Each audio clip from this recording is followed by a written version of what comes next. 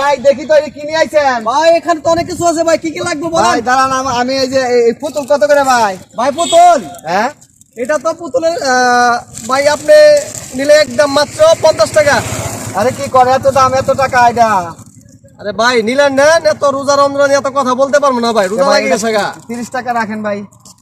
তুই আপনি পাগল হয়েছেন, আমি 30 টাকা দিব না। ওই বেড়া ভালো ব্যবহার কর, কাস্টমার সাথে কিভাবে ব্যবহার করতে এটা জানো না? এই মেয়ে, আপনি কি এর কাস্টমার মেয়ে? আপনি 30 টাকা দাম করে দেন, তোমার এটা কত করে?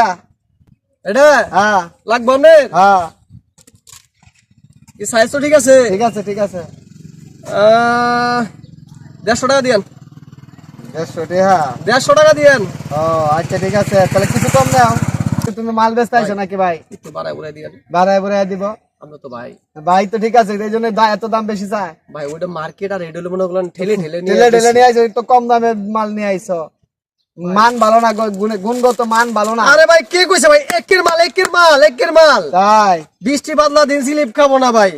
এটা মার্কেটে গেলে মিনিমাম মনে করলেন একেবারে মনে করলেন 300 টাকা নিবো, তাই? আমি তো কম দিয়ে আপনার দিতেছি।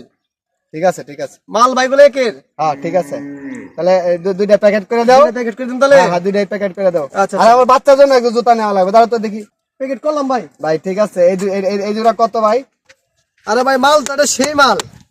সেই মাল তো ভাই দাম হইলো ভাই 300 টাকা। কম কত? ভাই বাচ্চাদের জিনিস কিছু কম রাখো। না ভাই, আর এত দাম চাও কেন? ভাই বাচ্চাদের জিনিসের দাম বেশি। আপনি দাম জানেন না? বেশি? আপনি মার্কেটে যান ভাই। আসেন আসেন আসেন, এই বাচ্চারা কই, আসো আসো আসো।